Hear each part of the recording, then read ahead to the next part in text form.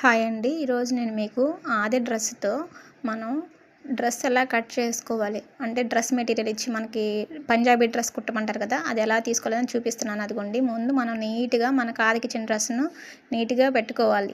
Floor మీద కానీ లేకపోతే టేబుల్ మీద అయినా సరే పెట్టుకున్న తర్వాత టేప్తో ఆ డ్రెస్ ఎంత లెంత్ ఉందో చూసుకోవాలి. చూసుకున్నాను నేను 37. తర్వాత షోల్డర్ చూసిన తర్వాత చెస్ట్ చూస్తున్నాను.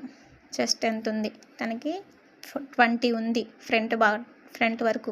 అప్పుడు ఫ్రంట్ 20, బ్యాక్ 20, 40 అవుతుంది అనమాట. తర్వాత మనకి చంక రౌండ్, మనం డ్రెస్ కట్ చేయాలంటే మనకి ఏవేమి మెయిన్ కావాలో అవి వరకు మన కొలతలు తీసుకుంటున్నాం అనమాట. అంటే ఇంకా డ్రెస్ ఎలా ఉంది యాజ్ ఇట్ ఈజ్ అలానే వస్తుంది. దీనికి చెస్ట్కి వేస్ట్కి ఏమీ తేడా లేదండి. వేస్ట్ అంటే నడుము. తర్వాత ఇప్పుడు హిప్ అంటే కట్స్ ఉంటాయి కదా, కట్స్ ఎక్కడి నుంచి స్టార్ట్ చేయాలి అనేది ఆ లెంత్ చూసుకుంటున్నాను. పైన షోల్డర్ దగ్గర నుంచి కట్స్ కుట్టు పెట్టే వరకు 20 అయితే ఉందండి. నేను దాంతో చూసుకుంటున్నాను ఎక్కడ వరకు పెట్టాలి. చూసిన తర్వాత అది ఎంత వెడల్పు పెట్టాలనేది చూస్తున్నాను. ఎంత వెడల్పు పెట్టాలి, ఇది 20.5 ఉంది అంటే ముందు 20.5, 22.5, బ్యాక్ 22.5 కలిపి 45 తనది. కింద కట్స్ దగ్గర విడ్త్ మనం ఎంత పెట్టుకోవాలి, 23 ఉంది ఫ్రంట్ వరకు.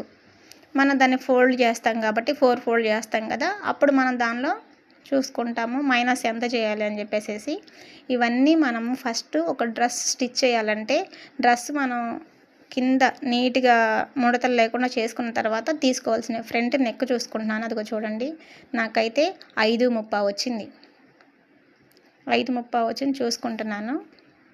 తర్వాత నెక్ వెడల్పు ఎంత ఉందని చెప్పేసి, తర్వాత బ్యాక్ నెక్ ఎంత లెంత్ పెట్టారు అని చెప్పేసి, బ్యాక్ నెక్ వచ్చేసేసి వాళ్ళది 7.5 ఉందండి. నేను అట్లా ఫస్ట్ డ్రెస్ కట్ చేసే ముందు డ్రెస్ టాప్ ఇట్లా పరిచి దానికి ఎంత ఎక్కడెక్కడ మెయిన్ కొలతలు తీసుకుంటాను.